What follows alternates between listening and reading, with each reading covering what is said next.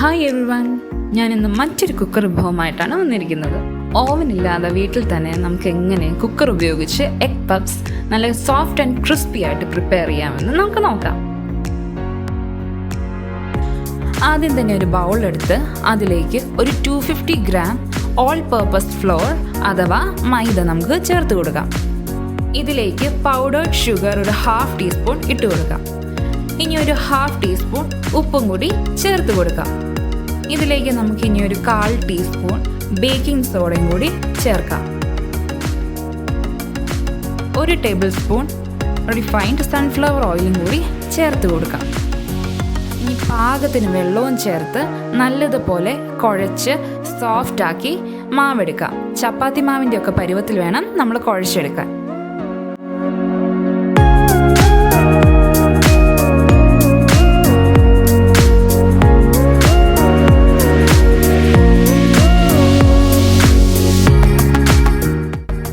കുറച്ച് സൺഫ്ലവർ ഓയിലും കൂടി നമുക്ക് ചേർത്ത് നല്ലതുപോലെ ഒന്ന് തടവി ഒരു 20 മിനിറ്റ്സ് എങ്കിലും നമുക്കിത് റെസ്റ്റ് ചെയ്യാൻ മാറ്റിവെക്കാം.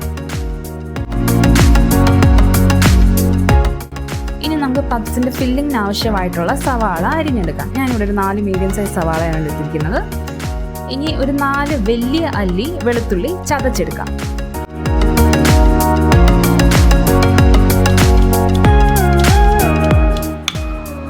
സ്റ്റൗ കത്തിച്ച് അതിലേക്ക് ഒരു പാൻ വെച്ച് കൊടുത്ത് പാൻ ചൂടായി വരുമ്പോൾ ഒരു 4 table spoon refined sunflower oil ചേർത്ത് കൊടുക്കാം. ഓയിലൊന്ന് ചൂടായി കഴിയുമ്പോൾ അതിലേക്ക് ഒരു ചെറിയ പിടി കറിവേപ്പില ഇട്ട് കൊടുക്കാം. കറിവേപ്പില ഒന്ന് മൂത്ത് വരുമ്പോൾ നമ്മൾ നേരത്തെ അരിഞ്ഞു വെച്ചിട്ടുള്ള സവാള ഇട്ട് കൊടുക്കാം. ഇതിലേക്ക് ഒരു 1/2 ടീസ്പൂൺ ഉപ്പും കൂടി ചേർത്ത് നല്ലതുപോലെ ഇളക്കി കൊടുക്കാം.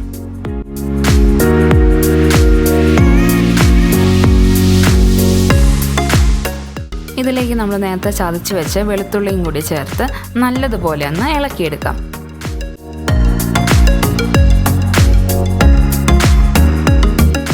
സവാളയും വെളുത്തുള്ളിയൊക്കെ ഒന്ന് വാടി വരുമ്പോൾ അതിലേക്ക് നമുക്കൊരു 1/4 ടീസ്പൂൺ മഞ്ഞൾപ്പൊടി, 1/2 ടീസ്പൂൺ ഗരം മസാല, ഒരു 1/2 ടീസ്പൂൺ പെപ്പർ പൗഡർ, 1/4 ടീസ്പൂൺ പഞ്ചസാരയും കൂടി ചേർത്ത് നല്ലതുപോലെ മിക്സ് ചെയ്തെടുക്കാം.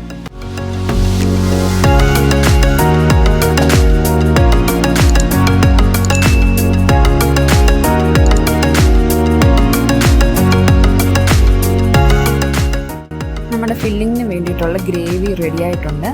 സവാള ഒരുപാട് വഴറ്റിയെടുക്കണ്ട, ഈ പരുവത്തിലൊന്ന് വാടി കിട്ടിയാൽ മതി. ഇനി നമ്മൾ നേരത്തെ പ്രിപ്പയർ ചെയ്ത് വെച്ചിട്ടുള്ള മാവ് നല്ലതുപോലെ നമുക്ക് കുഴച്ചെടുക്കാം.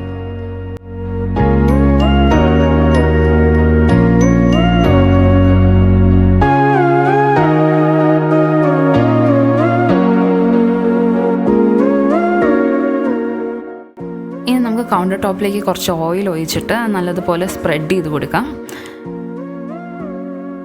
ഇതിൻ്റെ മുകളിലേക്ക് തന്നെ കുറച്ച് മൈദപ്പൊടി തൂവി കൊടുക്കാം. ഇതിൻ്റെ പുറത്ത് നമ്മൾ നേരത്തെ കുഴച്ച് വെച്ചിട്ടുള്ള മാവ് നല്ലതുപോലെ നമുക്ക് പ്രസ് ചെയ്ത് കൊടുത്ത് കുറച്ച് ഓയിലും തടവി റോളിംഗ് പിൻ ഉപയോഗിച്ച് നല്ലതുപോലെ പരത്തിയെടുക്കാം.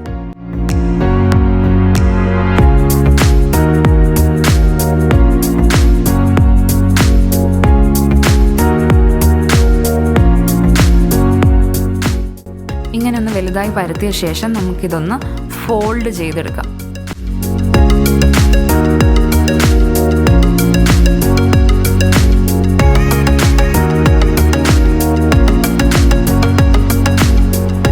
ഇങ്ങനെ ഫോൾഡ് ചെയ്തെടുത്ത മാവ് നമുക്ക് ഒന്നും കൂടി റോളിംഗ് പിൻ ഉപയോഗിച്ച് നല്ലതുപോലെ പരത്തിയെടുക്കാം. ഒരുപാട് തിന്നാക്കി പരത്തരുത്. ഒരുപാട് തിന്നായി കഴിഞ്ഞ് കഴിഞ്ഞാൽ നമ്മുടെ ബേസ് വേഗം പൊട്ടിപ്പോവും. ഇതുപോലെ നന്നായിട്ട് പരത്തിയെടുത്ത മാവ് നമുക്ക് ഈക്വൽ സൈസസ് ആയിട്ട് കട്ട് ചെയ്ത് എടുക്കാം.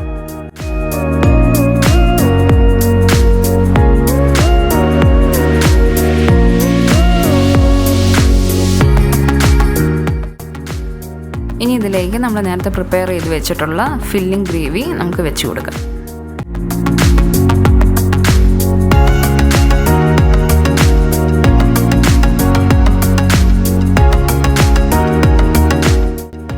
ഫില്ലിങ്ങിൻ്റെ പുറത്തേക്ക് പുഴുങ്ങി വെച്ച മുട്ട ഹാഫായി മുറിച്ചത് ഓരോന്ന് വീതം നമുക്ക് വെച്ച് കൊടുക്കാം. എന്നിട്ട് നമുക്ക് പഫ്സ് ഫോൾഡ് ചെയ്ത് എടുക്കാം.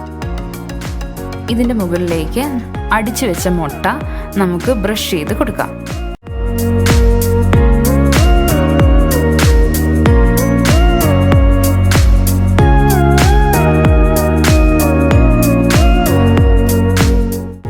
ഇനി നമുക്ക് സ്റ്റൗ കത്തിച്ച് അതിലേക്ക് കുക്കർ വെച്ച് കൊടുക്കാം. കുക്കറിനകത്തേക്ക് ഒരു 4 ടീസ്പൂൺ സൺഫ്ലവർ ഓയിൽ ഒഴിച്ച് കൊടുക്കാം. ഓയിൽ ചൂടായി കഴിയുമ്പോൾ നമ്മൾ മോൾഡ് ചെയ്ത് വെച്ചിട്ടുള്ള പപ്സ് ഓരോന്നായിട്ട് നമുക്ക് വെച്ച് കൊടുക്കാം.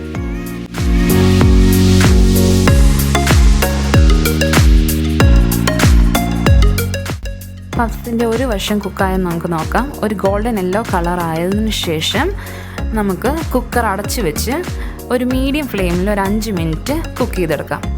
എന്നിട്ട് പ്രഷർ കളഞ്ഞ് കുക്കർ ഓപ്പൺ ചെയ്ത് പപ്സ് മറിച്ചിട്ട ശേഷം നമുക്ക് ഒന്നും കൂടി ഒരു 5 മിനിറ്റ്സ് മീഡിയം ഫ്ലെയിമിൽ വെച്ചിട്ട് കുക്ക് ചെയ്തെടുക്കാം. അടിപൊളിയായിട്ടുള്ള നമ്മുടെ പപ്സ് ഇവിടെ റെഡി ആയിട്ടുണ്ട്. എല്ലാവരും ട്രൈ ചെയ്ത് ഫീഡ്ബാക്ക് പറയാൻ മറക്കല്ലേ.